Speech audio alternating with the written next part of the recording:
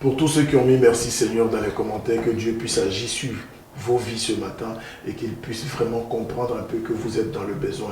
On le dit souvent et on prend ça comme une blague, mais une prière peut changer quelque chose dans ta journée. Une toute petite prière. Hein. Il y a des moments où on croit que non, c'est pas parce que je ne vais pas à l'église ou bien parce que je ne suis pas ceci, je ne suis pas cela, mais non. Parfois, juste à la sortie de la maison, quand tu prends la clé de ta voiture, ou bien quand tu prends la clé de ta moto, ou bien quand tu prends la clé de tes pieds, et que tu veux descendre, tu veux sortir de chez toi, tu peux t'arrêter ne serait-ce que 30 secondes ou une minute et adresser une prière, même si ça vient du fond du cœur. Oui, Seigneur, ce matin, je vais rencontrer tel entrepreneur, je vais dans telle activité ou telle activité. Seigneur, s'il te plaît, est-ce que tu peux toucher le cœur des personnes que je vais rencontrer, faire en sorte que je puisse passer une bonne journée, que je puisse au moins pour une fois rentrer avec de bonnes réponses. Il va te répondre. C'est simplement parce que nous le négligeons. C'est comme un père à la maison. Dieu, c'est notre père. C'est un peu ça, quoi. C'est un peu comme avec ton père à la maison. Remarquez souvent que parfois le papa a 5-6 enfants, mais il a une préférence peut-être pour tel ou tel, parce que ça dépend du contact, des relations qu'il a avec. Quand toi qui fais le malin, qui fais le grand, tu vas rester dans ton coin, tu n'auras rien. Mais toi qui sais amadouer papa, qui sais jouer, qui sais le caresser dans le sens du poil, parfois tu as les bonus que les autres n'ont pas. Vanessa, est-ce que je mens? Tu ne mens pas, Kevin. Bonjour à toi. J'espère que tu te portes bien ce matin. Je vais bonjour très à bien. tous qui êtes connectés. J'espère que vous allez bien aussi. Moi, ça va super bien. Et en parlant de prière, je voudrais adresser un gros coucou à tous mes amis musulmans ce matin. Ouais. Bon courage à vous et n'oubliez pas de prier pour nous. Ils n'ont qu'à prier pour nous. Hein. Vanessa, aujourd'hui, qu'est-ce que tu as pour nous?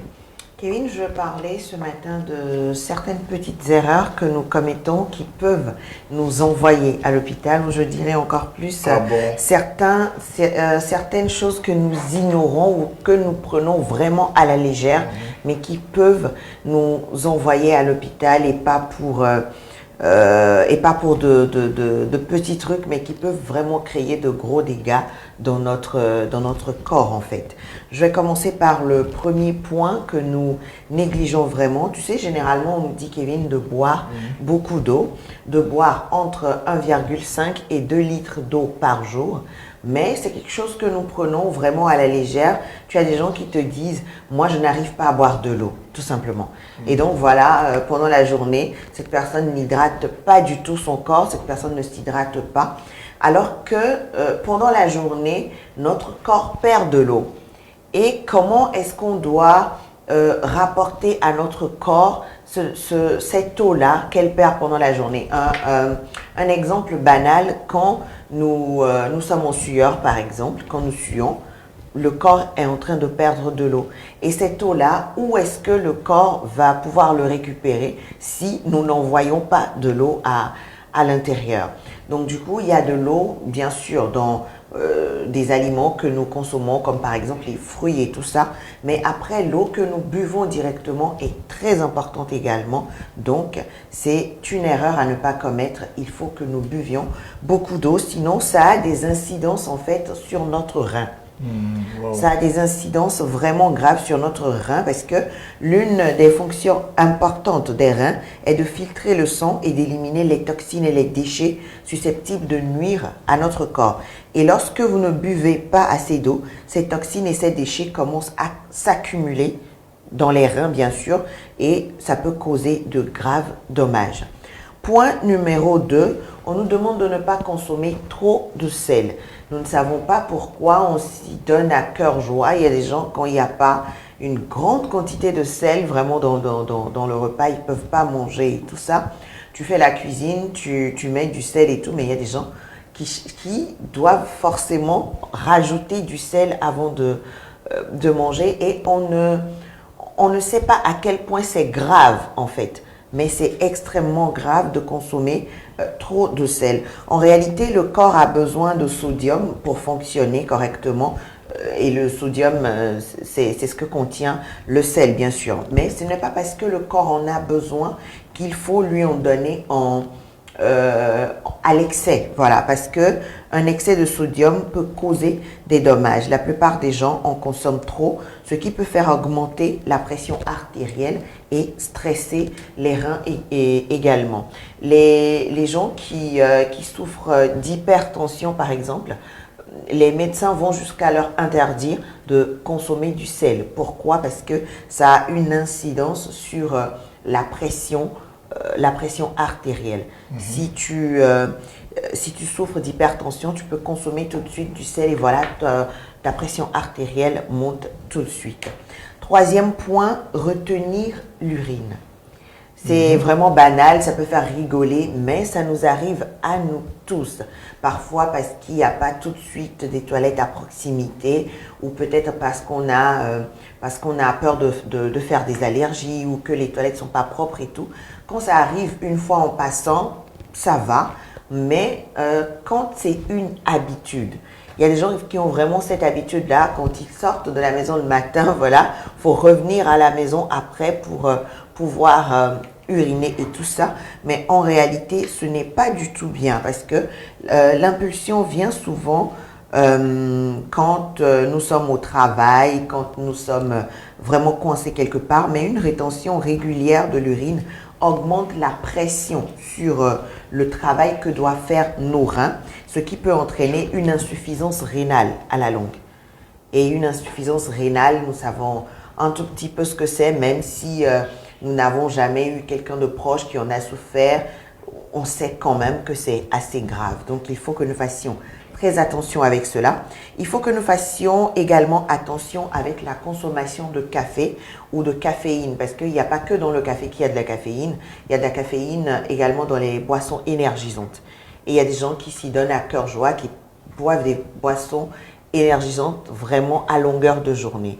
Il faut que nous fassions très très attention à cette substance-là qu'est la caféine, parce que cette substance détruit également nos reins. Je parle spécifiquement de ce que nous pouvons causer comme dommage à nos reins ce matin. Voilà. Ensuite, consommer trop de protéines d'origine animale. Consommer par exemple trop de viande rouge, ça peut détruire nos reins, ça peut donner trop de travail à nos reins et à la longue les détruire. Tu vois que c'est assez banal, c'est des choses que nous savons peut-être, mais que nous prenons à la légère, mais qui sont, quand les conséquences arrivent, c'est vraiment lourd à porter. Consommer trop d'alcool également joue beaucoup sur les reins. Je ne dis pas de ne pas consommer d'alcool, mais consommer à l'excès, parce que comme on le dit, l'abus de toute chose est nuisible, voilà. Donc on peut consommer de l'alcool, mais après en abuser vraiment tous les jours, prendre une grande quantité d'alcool, là, ça détruit non seulement le foie, mais ça détruit les reins également.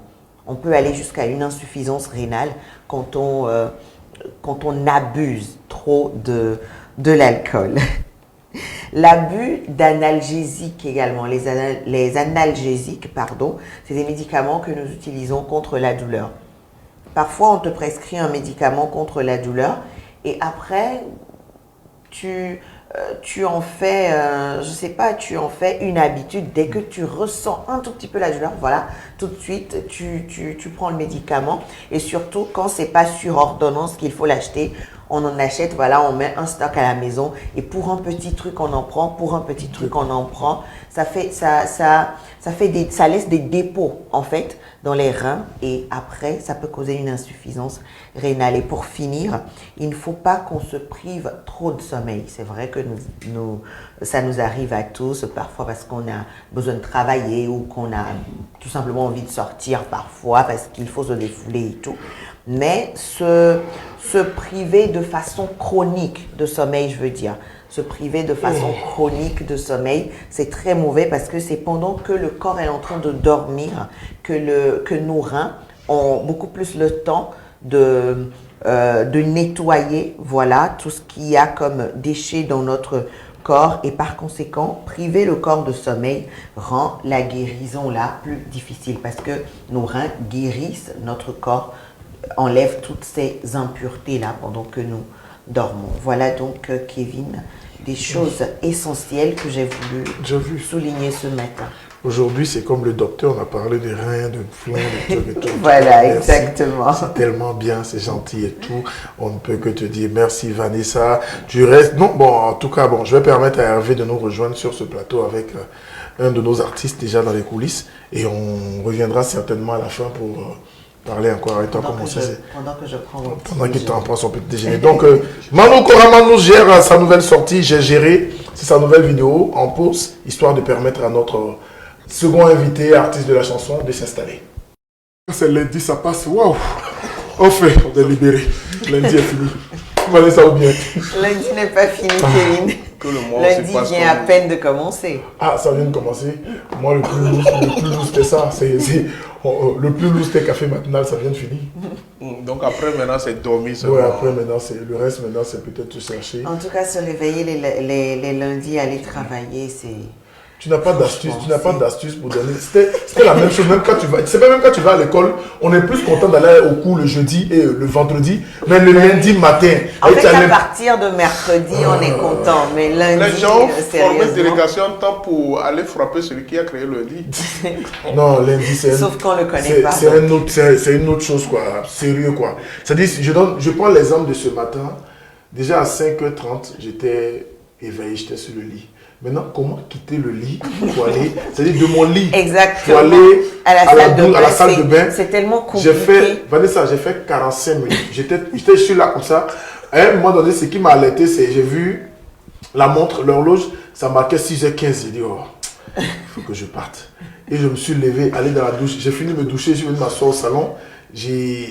Comme d'habitude, j'ai commencé à écouter un peu de gospel, j'ai fait mon café. Quitter le salon, descendre. Je regarde, je dis qu'est-ce que je vais porter. Je regarde, c'était tellement, je me disais, et souvent c'est comme ça. Hein. Non, mais les lundis, c'est vraiment compliqué. Et tu sais, quand un lundi matin, tu te réveilles et que tu as la pêche, tu es en forme, en fait, tu te demandes si tout va bien. Parce que c'est tellement inhabituel d'être... Moi, ça ne m'est jamais arrivé. Moi, je suis plutôt content les lundis matin, surtout quand je dois aller bosser, tu vois un peu. Mais la semaine a commencé depuis hier. Vous pensez que c'était le vrai problème, ça dépend de la motivation. Hein. Parfois, tu es là et puis quelqu'un te donne rendez-vous lundi matin pour te donner peut-être 200 ou 300 réveils. Là, tu attends le lundi. Non, mais là, tu te réveilles. En fait, là, tu dors même pas. Tu dors pas. Quand tu es couché, tu te réveilles, tu te dis lequel est même. En fait, tu te réveilles, tu prends ton téléphone, il est 1h. Oh merde. Le lundi, ça ne vient pas vite. Là, tu es tellement pressé. En ce moment, ceux qui peuvent détacher l'heure, le temps, là, ceux qui peuvent courir, c'est les musulmans. Quand ils sont à l'heure, il dépasse le carré. Surtout quand il est parti de 16h à l'heure, comme ça, tu vois, le gars, il ne fait que regarder la montre. Il regarde la montre, il dit, mais 18h là même, j'ai vu une vidéo qui m'a fait tellement rire. Le mec était assis à côté de la radio, il écoutait, et puis un coup, ça sonnait. RFI, il est 18h à Paris, 16h à Londres. Pourquoi? Pourquoi il n'est pas à Paris? 18h. Non, mais tu sais, quand... C'est vrai que jeûner, c'est vraiment pas facile. Hein, c'est pas facile. Mais après, les premiers jours, c'est très difficile. Mais bon, quand c'est sur plusieurs jours, les jours d'après, on commence par s'adapter. Je ne suis pas expert, hein, mais je pense que tout se passe dans la tête. Et puis tout, c'est une question spirituelle, c'est une question de volonté. Au fait, le jeûne en soi, selon moi, ma conception, c'est spirituel, c'est une élévation. Qu'est-ce que tu veux? Ce que tu veux, les prières, les intentions que tu as en jeûnant, les intentions que tu as en observant ce carême, c'est ce qui fait que ça marche. Oui. Et parfois, ces intentions-là nous accompagnent dans le jeûne. Je connais des gens, moi j'ai des amis musulmans qui ne prennent pas le repas de 4 heures. Le mec se réveille, il fait sa prière et il commence à jeûner jusqu'à 18h. D'autres même quand il est 18h, il oublie même, c'est peut-être vers 18h15, 20h30. D'autres même vont à 19h avant de manger. Vanessa, moi je l'ai fait une fois et c'est pas pour... Je ne mets personne au défi, je te le dis ici. Pas une fois, pas deux fois, pas trois fois. Il m'arrive, il y a des jours où je me lève, je me dis, aujourd'hui je vais jeûner un peu. Oui. Et puis, ça fait du bien. Et Vanessa, je ne prends pas un repas le matin, je reste le ventre vide. Toute la matinée, je commence genre à 5h, 6h, jusqu'à 20h parfois avant que je mange. Oui, souvent tu te dis que tu vas t'arrêter à 18h, mais tu sais quand il est 18h, le fait d'aller directement manger à 18h aussi, voilà, ça ne le fait pas. Donc souvent après... ces vidéos-là qu'on voit sur les réseaux où on dit les gens attendent 18h pour manger, les gens je crois que c'est beaucoup plus de la comédie. C'est de la comédie, sinon en réalité, tout se passe dans la tête. Oui. Même le repas, même qu'on prend parfois à 4h du matin, peut nous accompagner jusqu'à 16h, 17h, 18h, ça dépend. Parce que imagine-toi, j'ai vu une autre vidéo qui m'a fait tellement sourire où le mec, quand tu vois son repas de 4h du matin, ça n'a rien à voir au petit déjeuner. C'est-à-dire, le gars, on lui pile du foufou. On pile foufou à 4h du matin. Foufou, bol là, c'est-à-dire comme des trucs là comme ça. C'est-à-dire, tu vois tout ce que la personne prend. Est-ce qu'il peut tout manger? Tu vois tout ce que le gars prend à 4h du matin, tu te demandes, est-ce que ce gars-là va encore manger même jusqu'à 20h? Mais par contre, quelqu'un qui se réveille, qui prend juste un café. Tu vois, parfois, le gars prend un café ou bien un thé. Oui. Ou soit un croissant, un petit truc. Et il reste dessus ça jusqu'à 18h. Là, tu te dis, waouh, c'est pas facile. Non, mais tu l'as dit, tu sais, jeûner, c'est une question de volonté, c'est vraiment personnel, c'est dans la tête et tout. Donc, quand on ne jeûne pas parce que les autres sont en train de jeûner, tout se passe bien. Mais quand on jeûne parce que les gens sont en train de jeûner, là, je crois que ça doit être très compliqué. En tout cas, merci Vanessa, merci Hervé. Un mot de fin? Oui, bon début de semaine à tout un chacun. Portez-vous bien, que la grâce nous porte tous et on se retrouve jeudi en parfaite santé. Des blagues? Je conclue vivement que ce mois passe vite et rapidement. Je vous souhaite bonne suite de cette semaine. C'est quoi son souci avec le mois en fait? Je ne sais pas. C'est un mois qui a 8 semaines, je comprends. Le mois d'avril, nous sommes le 19 aujourd'hui, encore 11 jours et puis c'est fini. Mais oui. Cette semaine, la semaine prochaine, on est fini. Voilà. Donc, bon début de semaine, bonne journée, bon mois d'avril et bonne période de carême à toute la communauté musulmane. Que Dieu vous accompagne et que vos prières aussi puissent permettre à certaines personnes de changer et surtout les décideurs de penser plus au peuple que de penser à leur famille. Voilà, donc je voudrais aussi ajouter un autre détail. L'échec ne signifie pas que tout est fini, ça je l'avais dit dans mon introduction, c'est important. Ne vous arrêtez pas sur l'échec pour dire que c'est fini pour vous. Il faut toujours chercher, il faut être motivé. Trouvez une raison qui vous permet d'aller de l'avant. C'est ça qu'on appelle la motivation. Pour ma part, que Dieu vous accompagne. C'était nous. À jeudi.